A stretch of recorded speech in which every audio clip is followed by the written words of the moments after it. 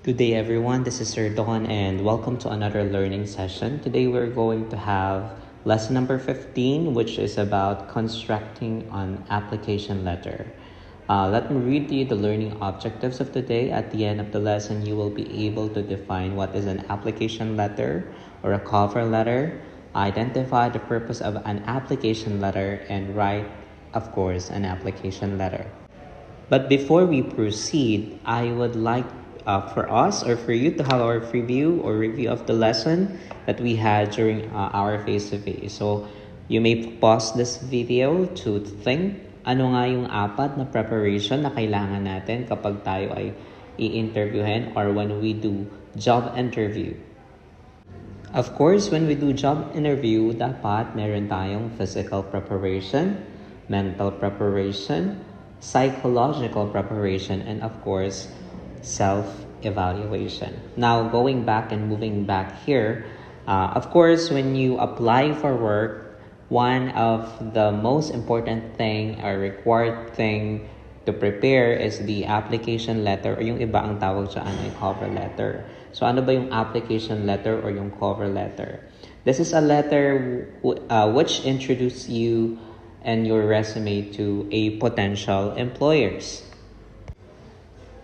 Of course, a cover letter sa business communication ay isang formal na pagsulat na kalakip ng iyong resume or curriculum vitae or CV kapag nag-a-apply ka sa trabaho. The purpose of this is to introduce yourself and to explain in a persuasive manner why you are interested with the position, and it also shows your skills, strengths, and qualifications, which may be aligned or should be aligned with what the company needs. Now, like any other letters in business or business letters, of course, there are structures, there are parts which need to be fulfilled. And ano nga ba yung structure ng isang application or cover letter for a certain post or for a certain application or position? Of course, those we have studied, it should have a return address. Of course, return address indicates the information, the address of an applicant and the date. So, yan yung information mo at saka yung date. And it's very important that we know this because when we are being contacted by our potential employers, of course, dyan sila magbe-base. So, it should be that our details there are accurate. Aside from that, of course, you have salutation. Salutation is the greeting. Okay? So, I have here the formal and the less formal or informal way of greeting. So, alam naman natin in Tagalog that salutation is the bating panimula. Okay? Next, the structure of the application letter for a post for the body. Of course, the body should have introduction, body, and conclusion in a way that it is concise in manner. We don't want naman that the application letter would be 5 pages long. Kasi ang babasa nito ay mga officials na busy din. So as much as possible, it should be cohesive and concise and persuasive because of course you are influencing them or encouraging them to hire you. Okay? So yung first paragraph, of course, this is the introduction. So you may compliment the organization. Tell how happened you know the vacancy. Is it solicited or unsolicited? When you say the application is solicited, of course, this is a direct response to a specific advertised job opening. So, ibig sabihin, may job post na nangangailangan kami ng ganitong empleyado and you have applied. That is what you call solicited. It is being advertised or announced and you are well informed about it. Pag sinabi mo namang unsolicited application, this is sent to an organization without specific job posting. Kumbaga, hopeful ka lang, nagbakasakali ka lang na may opportunity doon sa company na yun. That is unsolicited. Okay? So basically, for first paragraph, introduction, This is about complementing the organization, how you happen to know the vacancy, and of course, you have to state that you are applying.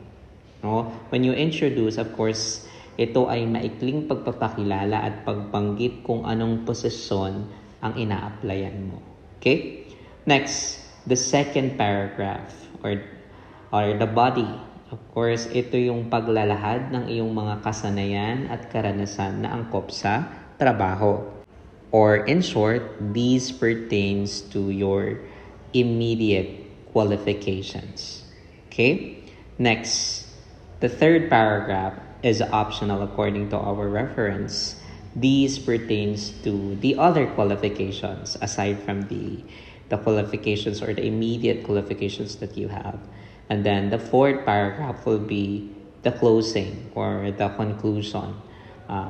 Of course, in conclusion, you need to thank the company. You ask for an interview and you include your contact details. Say, for example, I'm looking forward to working with you soon and I'm expecting, and I'll be very happy to have an interview. You may contact me using these email or these phone number, things like that. And it's very important that these informations are accurate because kapag ka hindi yan accurate at tinawagan ka, hindi ka makakontakt, di ba? Kasi mali ang nilagay mong information. So, for example, if you would write and you will indicate the email, make sure that you access the email na hindi mo nakalimutan ang password so that when they email you, you know, okay? And you will be notified, okay? Next, we have the complementary clause. Of course, if we have salutation, meron din tayong bating pangwakas or complimentary clause. So, best regards, best wishes, my best, etc., etc. Sincerely yours, very truly yours. And in a manner, we have to pick a complementary clause which is accurate doon sa sinusulat nating application letter for a post. Then, siyempre, after noon, you have the signature block. You indicate your name, that you're an applicant, and you put your signature, of course. Again, we have to be reminded that it should be concise, clear, and direct about how you will be of help sa company. Okay? Hindi ito inuulit ng buo ang nilalaman ng resume. Bagkus ay nagbibigay din sa mga pinakamahalagang aspeto regarding your qualifications for a specific job application. Okay? Next, what are the purposes of an application letter? Of course, it explains your experiences relevant to the position that you're applying for in a story-like format as if you are narrating. You're nagkukwento ka, no? It allows you to go in depth about important experiences and skills. And also, of course, it shows the employer that you are individualizing this job application.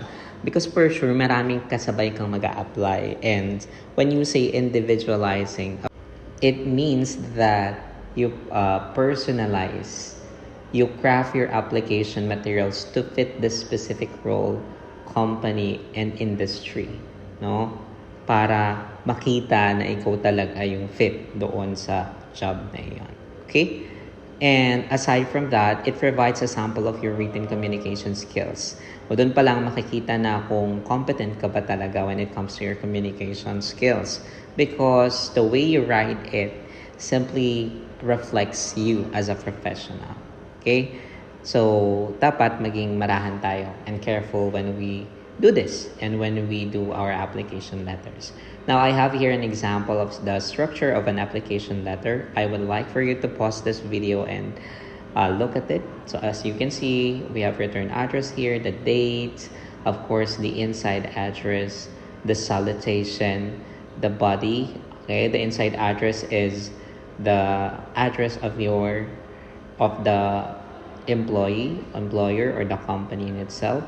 There is the body and the complementary clause and the signature block. Optional section, may nakalagay dito na enclosure kasi may naka-enclose na resume. Okay? So, that is the structure. Now, I have here an actual example of an application letter. Okay, about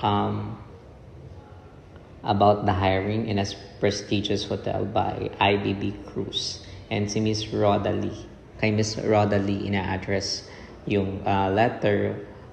She is the president of 123 Hotel Group of Companies in Region 6. So I would just want you to browse on it and see the application of the things that we have learned for today. Now, if you have questions, I'll be very happy to assist you in my best of ability. Just message me via our group chat as a messenger. Now, I have here an activity for you, and I want you to draft a letter for any part-time post in ABCD company. I hope that you're putting emphasis and noting the details. And yeah, address nyo siya sa human resource of Laxmi Enterprises, Tashana Brazal, in response to an advertisement in a Facebook advertisement dated 12 of August 2021. Okay? Now, you will do it. Pwedeng typewritten if you want and submit it sa ating site or sa ating Google site. And that's it for today. This has been Sir Don, and today we have discussed constructing an application letter. We have defined an application letter. We have identified the purposes of an application letter. And of course, at the end of this session, you are asked to write an application letter. Thank you so much.